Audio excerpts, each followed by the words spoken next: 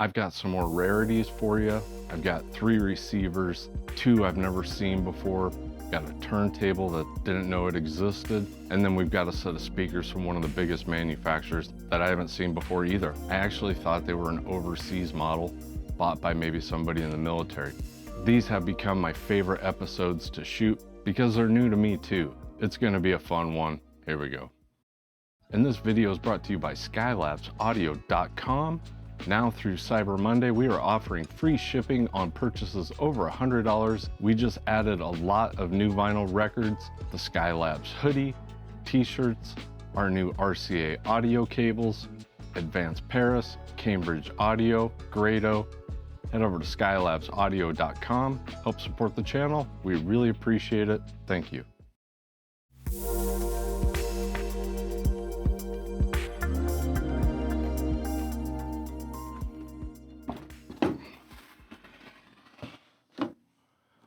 This is the Quadraflex 650 FETR.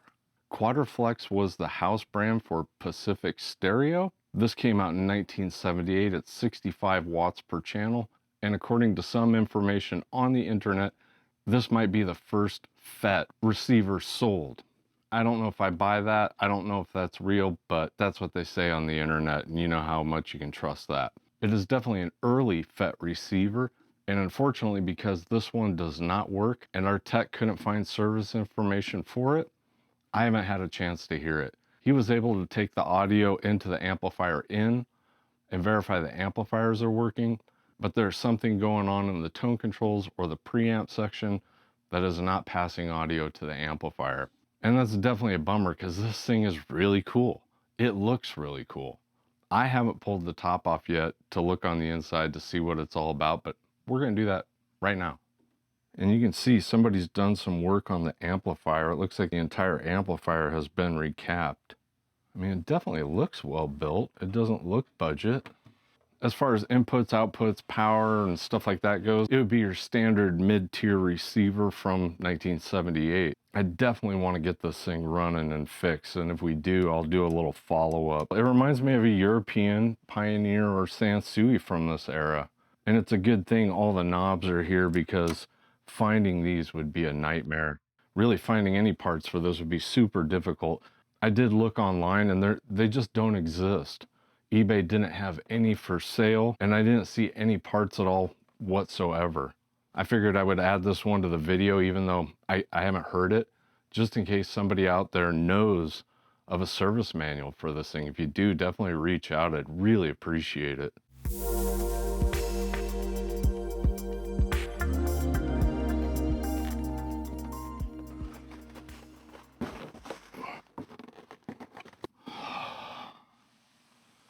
$50 years old.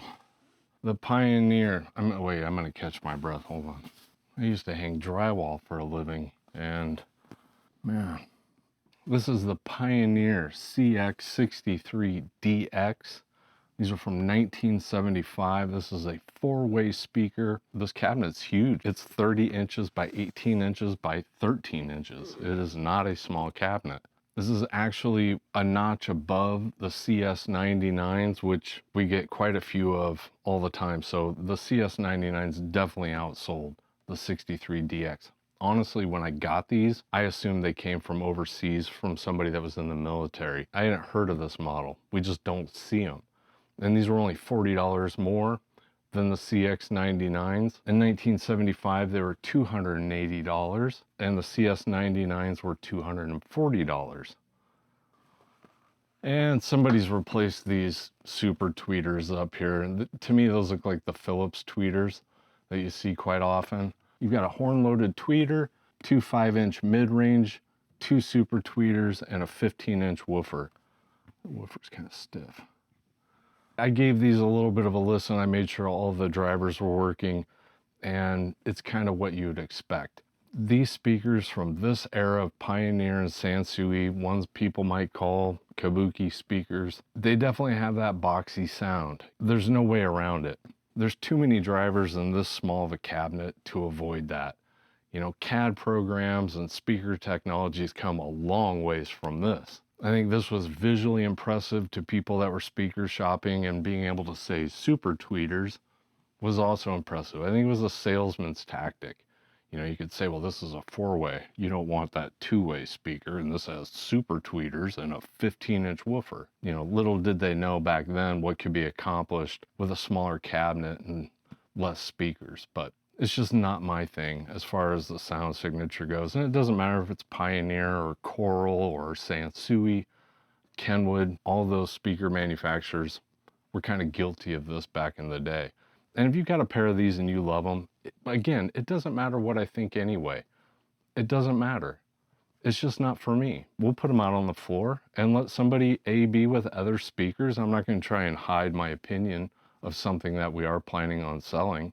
It just is what it is. You know, it's got a great 70s look to it, and they look like they can put out some serious SPLs. Me saying I don't like the sound of it isn't going to deter anybody from buying this speaker. It's not an issue. These are in really good shape. It doesn't look like they've been moved. There's no road rash. It doesn't appear that anybody put a pot on top of it and there's a big ring wear up there. They're in good shape. Lattices are in good shape. We'll redo the capacitors and the crossover, see if we can get a little bit, some of that brilliance back out, maybe a little bit less boxy, and then, you know, that's it. That's all we'll do. Really cool vintage speaker from Pioneer. Yeah, that's what I thought. These are Philips tweeters, made in Belgium. And somebody cut that hole out there. Looks like they used a Sawzall.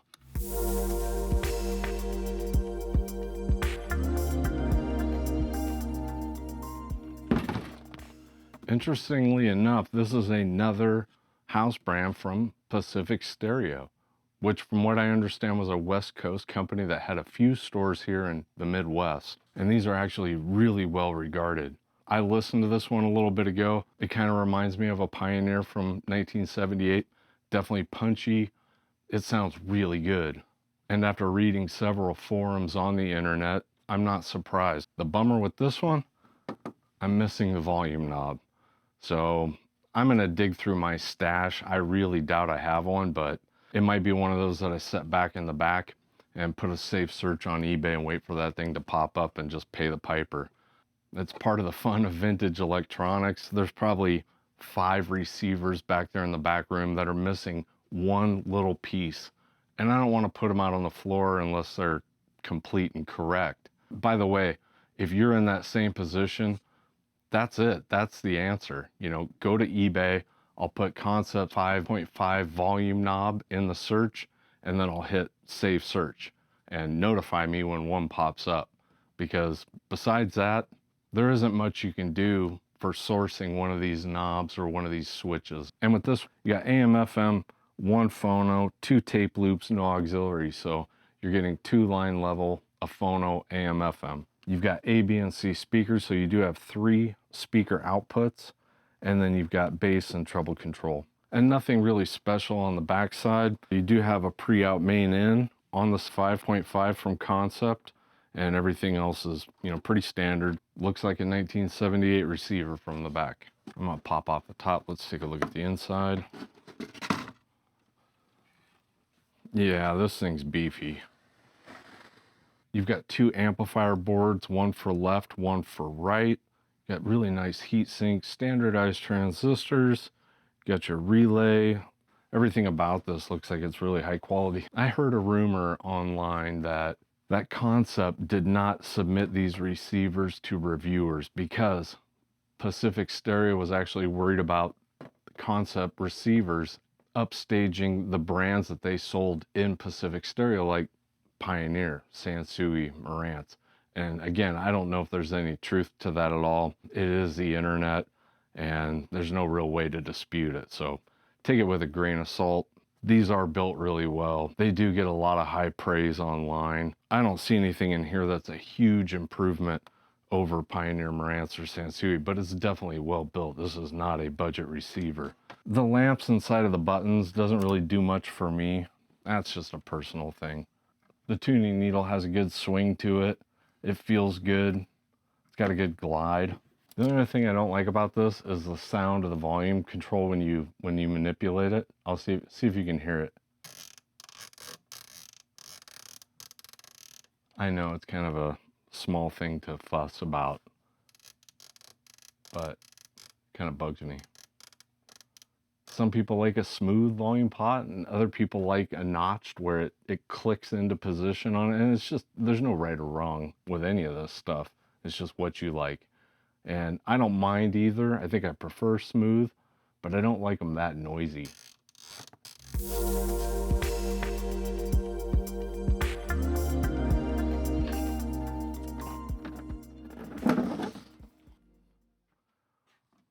Another super rare one. I just picked this one up a couple weeks ago.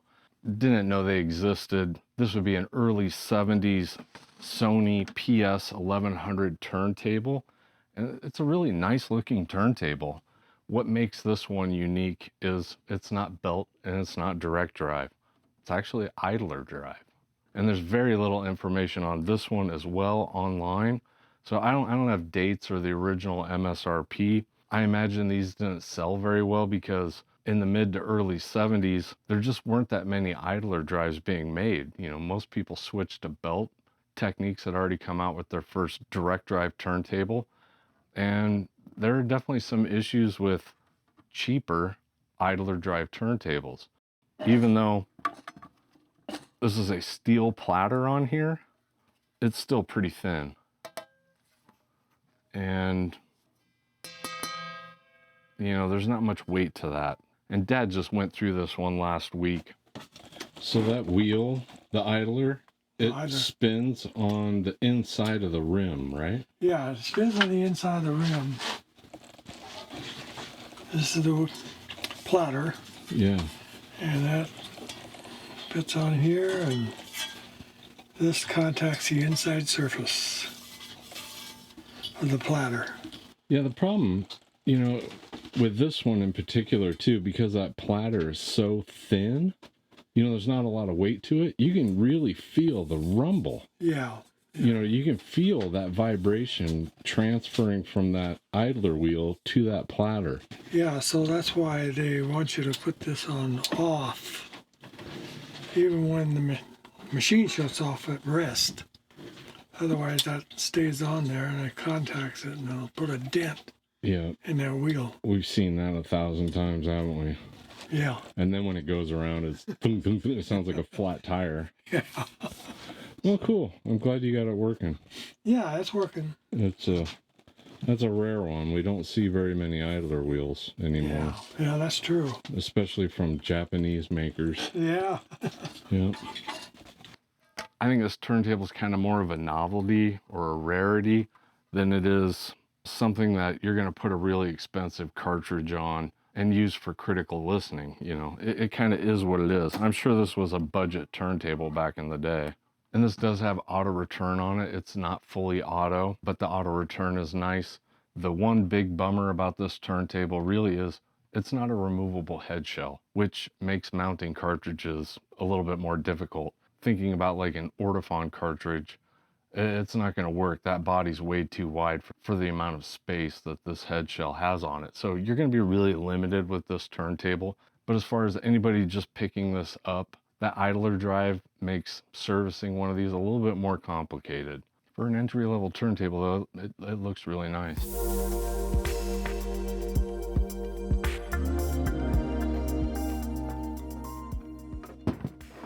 This is a Marantz 2015.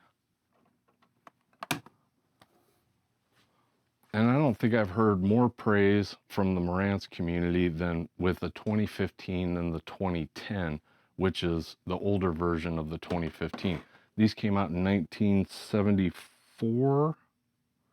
In 1975, they were $250 brand new. You could tell in 1976 and 77, when the watts really started ramping up, these probably just got overlooked, and if they had an issue with them, they probably got discarded. I don't know if that's why they're so rare. I don't know if it's because they didn't sell very many, or if it's because, you know, when there were issues with these units, people just, rather than fixing them, just discarded them. They probably didn't have any value at all at one point or another. And from the people I know that are really into Marantz, they all say that these sound better than the 2270 or the larger wattage Marantz pieces. If you've got a set of Klipsch Cornwalls or maybe a set of Sherwin Vegas, something really efficient or some really sensitive speakers, this would be perfect. It has just as many ins and outs as most of the Marantz receivers from this line. You've got speakers A and B, you've got auxiliary, 2 tape loops, bass, treble, and volume. Pretty much everything you're gonna need with the looks of a Marantz that everybody loves. You've got your nice blue lights. You've got your gyro tuning dial, which everybody loves to come in and spin. And on the inside, it looks like a great Marantz piece. Same good quality parts all over the place, well built, it's just packed in there a little bit more. You definitely do not want to pass one of these up if you see them now, or the 2010. Both are amazing sounding receivers. They really are. It's got that warm Marantz sound to it. Definitely kind of tubey. It's not super detailed, but it can be. Just turn the treble up 1 notch and you'll get your detail. Definitely one of my favorite Marantz pieces, no question. And if you like this video, you should definitely watch this one. Go watch it. It's fun.